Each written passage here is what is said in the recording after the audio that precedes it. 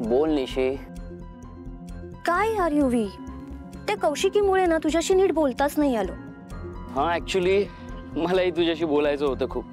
भेटूया मग युवी, आज विसर्जनानंतर भेटूया.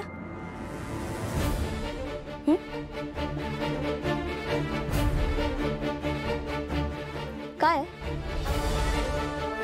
आमचं बोलणं चोरून ऐकतेस? नाही नाही, आरतीची तयारी झाली आहे, तुला आरतीला बोलवायला आले होते. रिअली? माहितीये मला. जा तू, जा जा. गॉड. हॅलो निशी, आता कोण होतं तुझ्यासोबत? तीच मला न आवडणारी माझी सावत्र बहीण. हॅलो. तुझी बहीण? या. हॅलो. मुली म्हणजे काय भाजी वाटली का काय बाजारातली निवडून घ्यायला? इथून पुढे जर कुठल्याही मुलीकडे वाकड्या नजरेने बघशील ना तर पोलिसात कंप्लेंट करीन तुझी. काय? What happen? हा हा हा, काय नाही अगं, तिचा तुझ्या बहिणीचा आवाज मला थोडासा ओळखीचा वाटला म्हणून. ओळखीचा? इम्पॉसिबल. अरे तू तिला अजून भेटलाच नाहीयेस तर शक्यच नाहीये. ओके. आणि तसंही तिचं जग म्हणजे ना हे घर आणि अनाथाश्रम.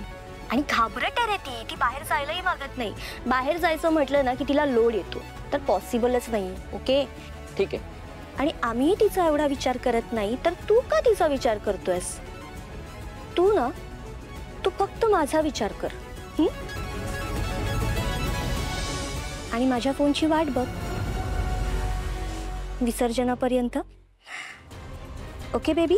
Yes yes. Bye bye. Bye.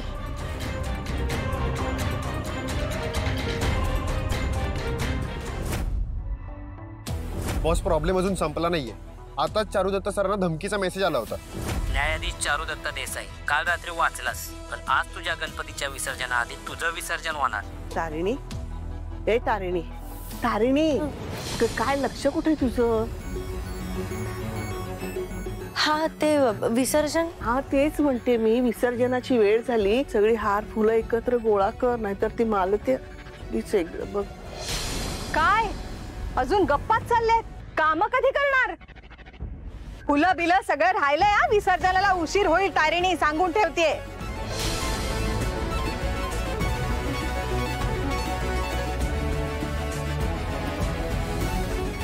काय ग, कुठे चाललीयस? लक्ष कुठे आहे तुझं? काम राहिलेत, कर ना जाऊन. हो करते. किती वेळा सांगायचं ना या पोरींना.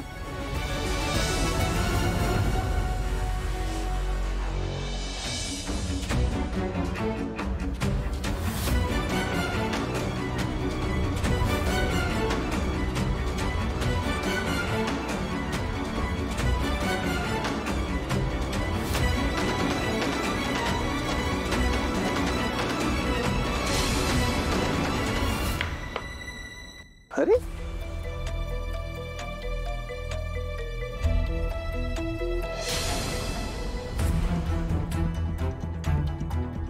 हे कसं काय पडलं?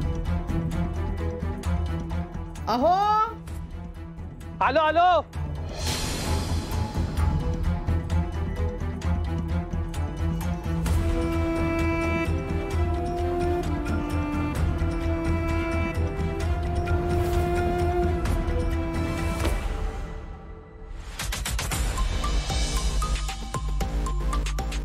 टेक्नो, बॉस लाईनवर आहे.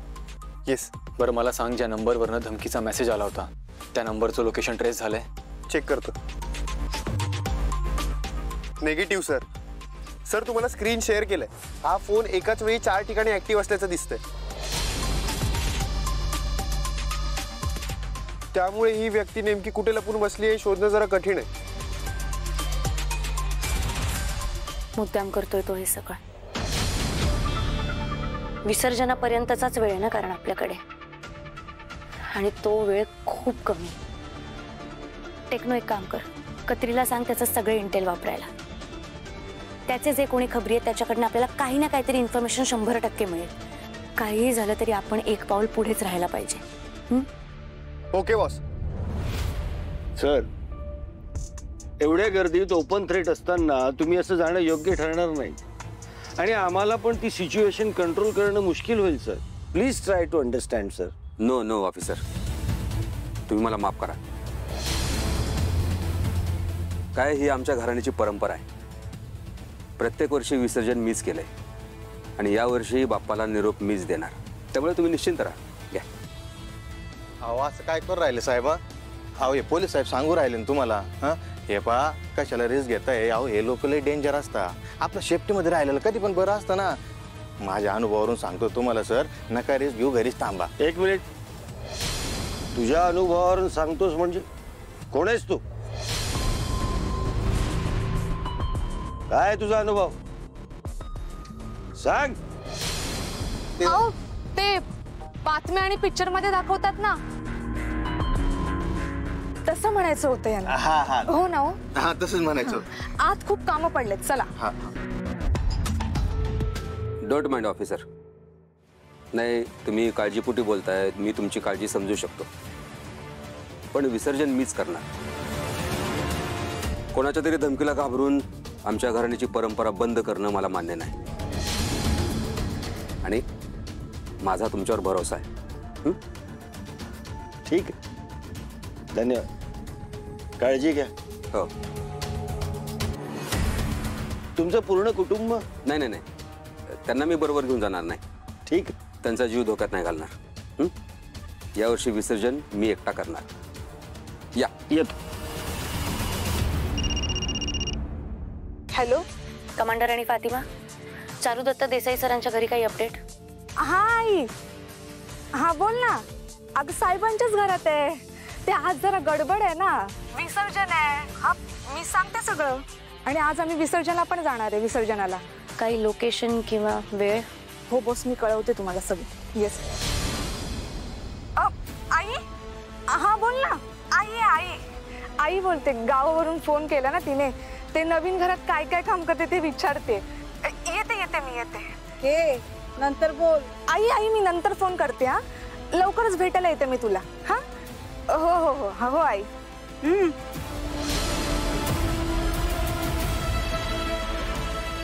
हॅलो बॉस, गायमुख तलावाजवळ 7:30 वाजता.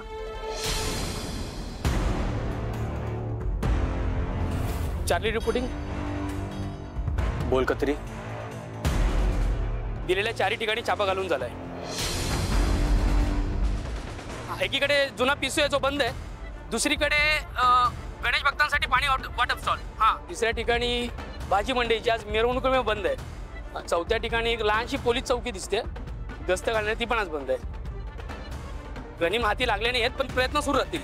PCO, भाजी मंडई, पाणी वाटपाचा स्टॉल मी समजू शकते, पण पोलीस स्टेशन हे सगळं तो मुद्दाम करतोय. त्याचा काहीतरी खूप मोठा डाव असणार आहे. आपल्याला भटकवण्यासाठी चांगलाच सापडा रचला आहे.